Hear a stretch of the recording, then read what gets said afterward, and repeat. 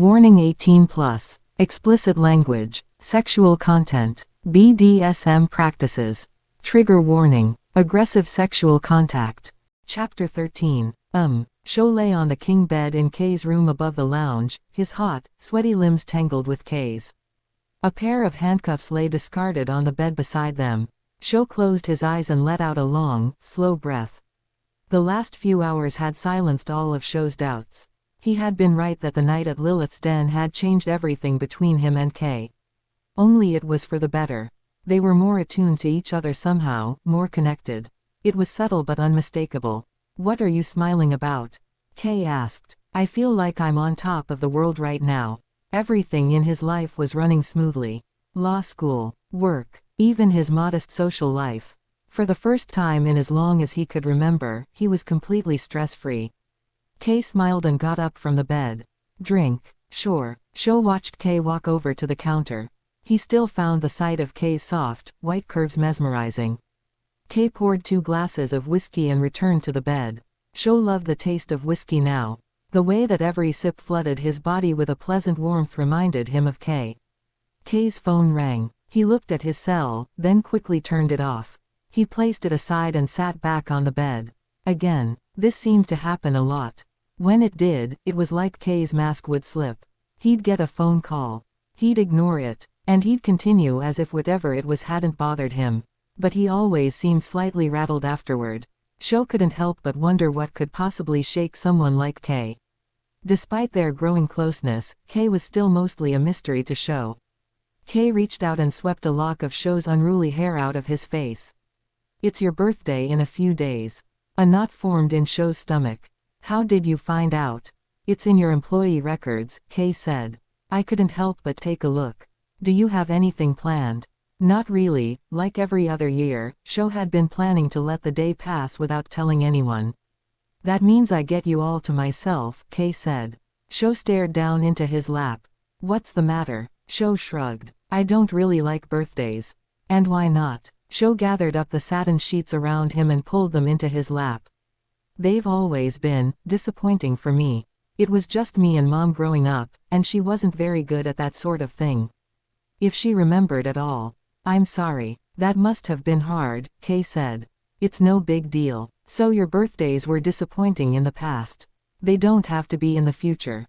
Kay placed his glass down on the nightstand. "Let me give you the birthday you deserve. Let me spoil you." Sho hesitated. "I don't know. Please." Kay gave Sho a pleading look. Coming from Kay, it looked ridiculous. A smile broke out on Sho's face. "Okay, but nothing over the top. Then I'll cancel the helicopter ride." "Very funny." Sho smoothed out the sheets in his lap. "That was a joke, right?" Kay shrugged. "Maybe." He placed his hand on Sho's. "I promise you, I'm going to make your birthday unforgettable. You'll love it." Sho sighed. Kay had even more of a disarming effect on him than before. But it seemed to Sho that Kay was letting his guard down a little too. Kay took Sho's glass and placed it on the nightstand next to his own. "You're the only person I've ever had to beg to let me spoil them." He pushed Sho down by the shoulders, straddled his body and pinned his wrists above his head. "I think you need a reminder of who you belong to." "Happy birthday, Sho," Kyoko said. Sho looked at his watch. He hadn't even noticed that it was past midnight. "Thanks," he said quietly. Like Kay, Kyoko must have found out from Sho's employee records. "What are you doing to celebrate?" "Just spending time with a friend. That's all." Kyoko shook her head. "Why don't you come out for drinks with everyone after we close? Consider it an impromptu birthday party." "I don't think so. I'm not big on birthdays," Sho said. "Okay, how about this? I won't even tell anyone it's your birthday. As far as the others will know, it'll just be the usual after-work drinks."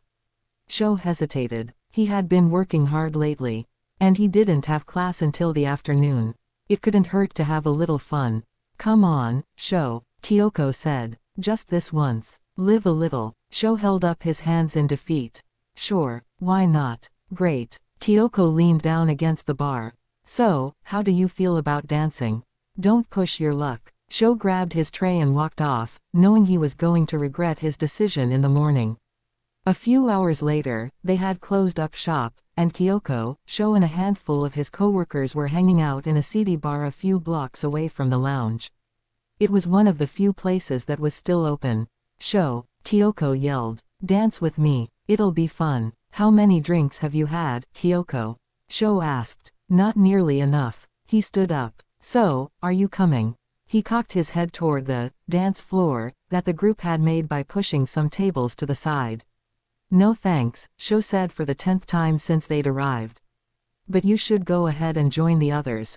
Come on, show me your moves, Sho. Why did Kyoko want him to dance with her so much? Sho let out a heavy sigh.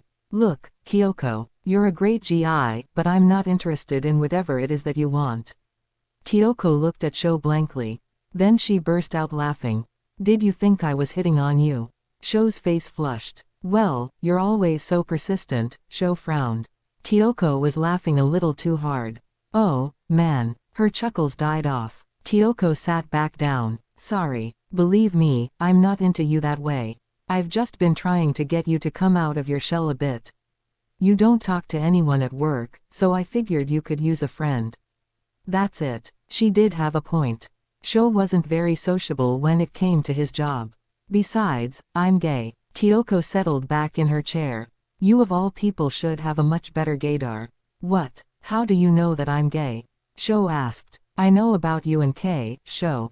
How? Did he tell you about us?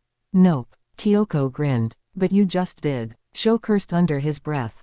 I had my suspicions. Kay and I have known each other since he opened the lounge. He hired me himself. After working with him for so long, we've gotten to know each other pretty well. I figured that there was something going on between you two, but he didn't seem inclined to share, so I didn't press him.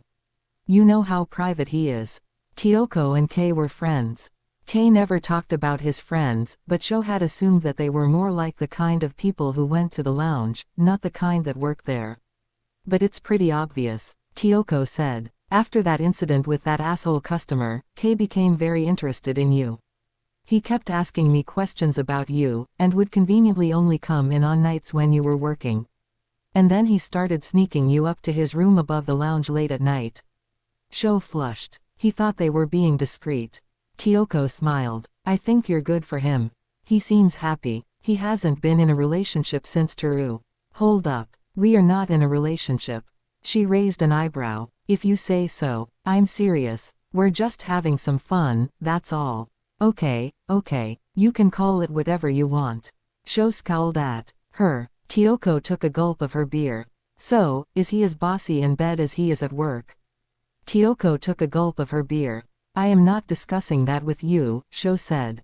He was saved from further questioning by the return of two of his coworkers, Ella and Christine.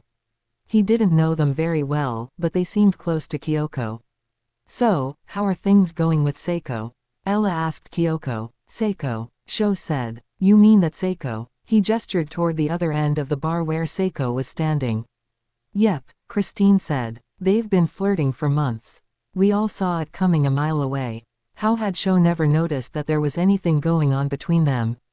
As the conversation continued around him, the handful of drinks he'd drank began to kick in. And Sho realized that he had been walking around with his head down for a long time now. He looked around. What else had he missed? He barely knew his coworkers. Or had any real friends other than Yachi. Was Yachi right about Sho shutting everyone out? So are you and Seiko a couple now? Sho asked. Yes. No. We haven't talked about it yet. Kyoko. Are you blushing? Sho asked. No. She crossed her arms. See, it's not so fun when you're the one getting interrogated, is it? Sho said under his breath.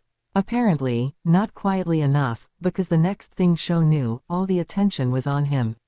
What does that mean? Christine looked at Sho. Do you have a juicy secret to share, Sho? He sure does. Kyoko got up. Why don't you tell them about it while I go find Seiko? She shot Sho a mischievous look and headed to the bar. Half an hour and several drinks later, Kyoko returned. Ella and Christine had finally left Sho alone after he had given them just enough information about his mysterious lover to sat their curiosity. I'm going to kill you, Kyoko, Sho said. Sorry, Sho. She didn't look the slightest bit apologetic. Those two are relentless when it comes to gossip. I had to get them off my back. You owe me big time. That's fair. Kyoko sat down across from him. Sho leaned forward. You can make it up to me by telling me all about Toru. Toru. Did I mention him? You said he was Kei's ex. What happened between them? Kyoko lowered her voice. It was a while back. I don't remember how they met, or how things started. All I remember was that they were hopelessly in love. You could tell just by looking at them. Kei, really? Sho couldn't imagine Kei being overly affectionate like that, especially in public. Yep. Kyoko was oblivious to the hint of jealousy in Sho's voice. Kei was a different person back then. And they seemed so happy together. But one day, out of nowhere, something happened between them. And then Kei basically disappeared for a few weeks. When he came back, he said that he and Toru were done. And that Toru was on his blacklist, and banned from ever coming to the lounge, or anywhere near Kei. Wow, do you know why they broke up? Nope. He refused to tell anyone what happened. But whatever it was, it changed him. He became a bit more reserved, more serious. And since then, he hasn't let anyone get close to him. She took a swig of her drink. Except for you. Sho sat back. The world was starting to spin. He tried to sift through everything Kyoko had told him in his head, then gave up. He didn't want to think about any of that right now. Sho just wanted to enjoy himself. Out of nowhere, Seiko appeared at the table. Hey, Sho. He held out his hand. Wanna dance? Sho grinned at Seiko. Sure, why not? Whoa, seriously, Kyoko said. I've been trying to get you to dance this whole time, and Seiko asks you once and you say yes. I'm crushed, Sho. Seiko sighed. Should we take her with us? Probably. Come on. Sho grabbed Kyoko's arm and pulled her onto the dance floor. Chapter 14. Sho picked up a pillow and squashed it over his head. His ears were ringing, and his limbs felt like lead. He groaned. Why had he agreed to go out last night after work? The last thing he remembered was dragging Kyoko onto the dance floor. Everything after that was a blur. Sho rarely drank enough to actually get drunk. He didn't want to end up like his mother. But he had really let loose last night. The ringing continued. It wasn't in his head. He rolled over to his nightstand and picked up his phone. Hello. Happy birthday, Shoyo, Kei said. Thanks, Kei. Still recovering from last night. There was a hint of amusement in his voice. You. Sho sprawled out on his bed. How do you know about that? Kyoko. I woke up to a long and interesting voicemail from her. She's quite talkative when drunk. I noticed. Everything that Kyoko had told him about Kei came flooding back. It was all too much to process right now. I take it you haven't checked your email today? Kei asked. Not yet. I just woke up. Well, you might want to take a look. I have to go, but I'll see you in the evening. Sho stretched out his arms with a smile. He was actually looking forward to celebrating his birthday with Kei. Then he remembered. I'm supposed to work. No, you're not. I asked Kyoko to write you into the roster for tonight so you'd keep it free. You don't actually have a shift. How long have you been planning this? Sho's work schedule came out a couple of weeks in advance. Kei hadn't asked him about his birthday until a few days ago. Oh, for quite some time now. Sho sat up and dragged his hands through his hair. Perhaps Kei's comment about canceling the helicopter ride wasn't a joke. And he should have felt uncomfortable about Kei manipulating his schedule. But he was becoming used to being subject to Kei's whims. And he hated to admit it, but in this case, it was kind of sweet. I'll see you this evening, Kei said. Sure. Sho hung up the phone and checked the time. Crap. It was 11:55. Sho had slept through his alarm. He leapt out of bed. His email would have to wait. Sho made it to campus with a few minutes to spare. It wasn't until the end of his last class that he remembered to check his email. As he and Yachi walked out of the building, Sho took his phone out of his bag and scrolled through his emails. They were mostly junk. Nothing from Kei, but he had an email from the financial aid office that had been sent this morning. Had he missed a student loan payment? As he read on, he stopped in his tracks. Sho, is everything okay? Yachi asked. Yeah, what is it? My student loans. Someone paid them off. Completely. Wow. Yachi gaped at him. Do you think it was Kei? Sho nodded. It could only be him. That's amazing, Sho. Right. Sho nodded again. But familiar feelings were brewing inside of him. This was too much. There was no way he could accept this. Is it a birthday present? I'm surprised you told him about your birthday. I didn't. He figured it out himself. And he has this big evening all planned out, but he won't tell me anything about it. Now that Sho thought about it, Kei didn't even tell him where they would meet. Sounds like he likes to keep you on your toes. Yachi trailed off, her eyes staring out into the distance. Sho followed Yachi's gaze across the lawn. Kei had come to pick him up again. And this time, he was holding an enormous bouquet of yellow and white daffodils. Sho had made an offhand comment about how much he loved daffodils once before. He never expected that Kei would remember it. Sho turned to Yachi. No, you're not running off this time, Yachi said. I want to meet him. Sho groaned. He was not prepared for Kei and Yachi to meet. But Yachi didn't care. With a confidence that rivaled Kei's, she made a beeline for the parking lot. Sho only just caught up with her before she got to Kei. Happy birthday, Shoyo. Balancing the bouquet in one hand, Kei pulled Sho into a long, deep kiss. Yachi coughed quietly to the side. Sho broke off, suddenly conscious of all the students walking past the parking lot. Kei gave Yachi a warm smile. You must be Yachi. Shoyo has told me all about you. Oh, really? Good things I hope, Yachi said. Yes, he said you're going to be a formidable lawyer one day. Sho watched Yachi's face turn pink. Apparently, Sho wasn't the only one who Kei's charms worked on. Kei turned to Sho and handed him the flowers. These are for you. Thanks. They're beautiful. Sho held them up to his nose and breathed deeply.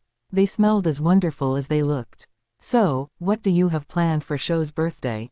Yachi asked Kei. Quite a bit. I'm going to spoil him more than anyone ever has spoiled him before. Kei said. Well, try to keep him out of trouble, Yachi joked. I can't make any promises. Kei shot Sho a suggestive glance. Yachi smirked, a knowing look on his face. Don't you have a bus to catch, Yachi? Sho said. You know, at the other side of campus. Okay, I get the hint. Have fun tonight. Yachi turned back to Kei. It was lovely to meet you. The pleasure is mine, Kei replied. The pleasure is mine, Kei replied. Yachi giggled. Bye, Shoyo. Don't forget about brunch on Sunday. I want to hear all about your evening. Okay, bye, Yachi, Sho said through gritted teeth. He watched Yachi disappear around the corner. Kei walked around the car and opened the passenger side door. Your friend seems nice. Sho grumbled wordlessly and sat down. Kei took the flowers from Sho's hands and placed them in the back seat. Let's get out of here. Sho set down his fork and leaned back in his chair. This is delicious. Isn't it divine? Kei said. This is one of the best restaurants in the city. It's very hard to get a table. Luckily, I know the chef. You went through all this trouble for me. All I did was call in a favor.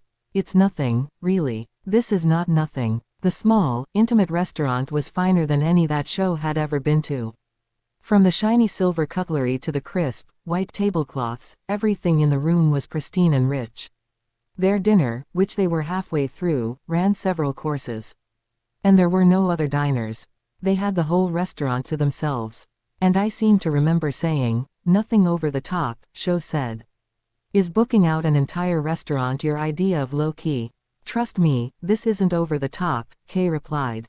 If I had my way, we'd be on a flight to Paris right now. You're not even joking, are you? Maybe, maybe not. Kei poured them both another glass of wine, hand-picked by the restaurant's sommelier. The bottle was almost empty already. Thank you, Sho said. For all of this. Sho appreciated being able to spend some one-on-one time with Kei that didn't involve Sho getting tied to something. Not that he minded that part. But it was a welcome change of pace.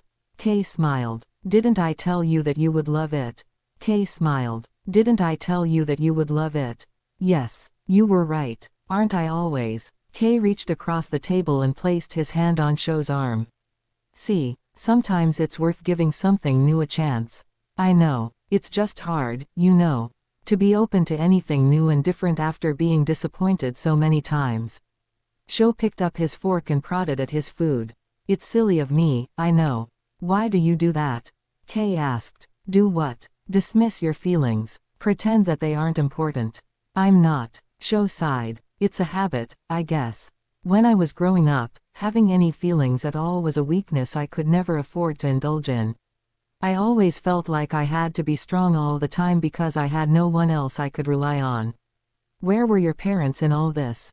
Kay asked. My dad left when I was young. And my mom didn't like how much I reminded him of my dad. So she basically left me to fend for myself. And she was an alcoholic, so she wasn't exactly reliable. He always found new ways to let me down. And even when he was actually around, he wasn't really present. Sho blinked. He had never told anyone that much about his parents. Not since Tobio. And Tobio had only used it against him. That's awful. I'm sorry. No child deserves to be treated like that. Sho shrugged. Well, at the very least it taught me to be independent. And it made me want to escape my dead-end life and make something of myself. It's probably why I'm such a control freak. I've always tried to create a sense of stability to cope with the uncertainty that was around me as a kid. Kay gave Sho a small smile. We're all products of our upbringing, aren't we? My parents. They had high expectations of me, to the point where they were overbearing and controlling. He took a sip of his wine.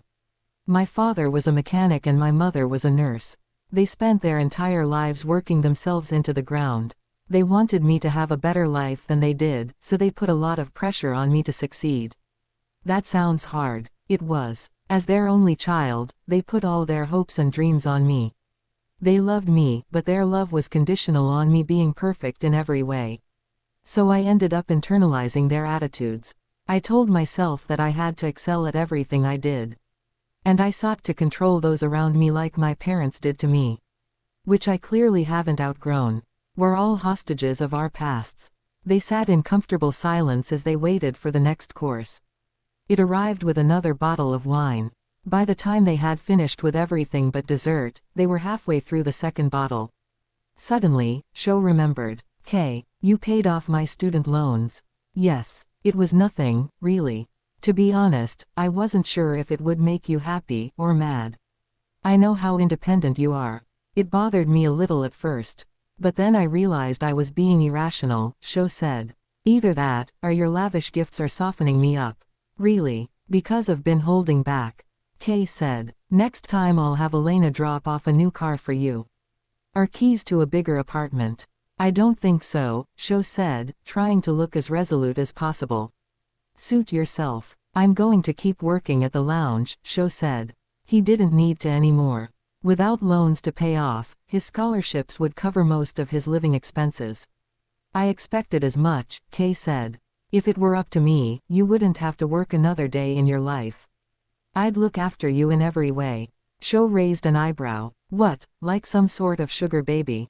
You would never allow that, would you? You should know, you're the first woman who hasn't simply let me do whatever the hell I want with you. Outside the bedroom, that is. Kay lowered his voice. You have no idea how infuriating it is. It only makes me want you even more. Sho suppressed a smile. Knowing that he drove Kay crazy in his own way was extremely satisfying. I do respect you for it, though. I respect anyone who values independence. Besides, I think your friends would miss you if you quit working at the lounge. Kyoko in particular. Kay smiled. You made quite an impression last night. Oh God. Sho buried his face in his hands. What was on the voicemail Kyoko left you? Quite a lot. Including something about you all getting kicked out of the bar.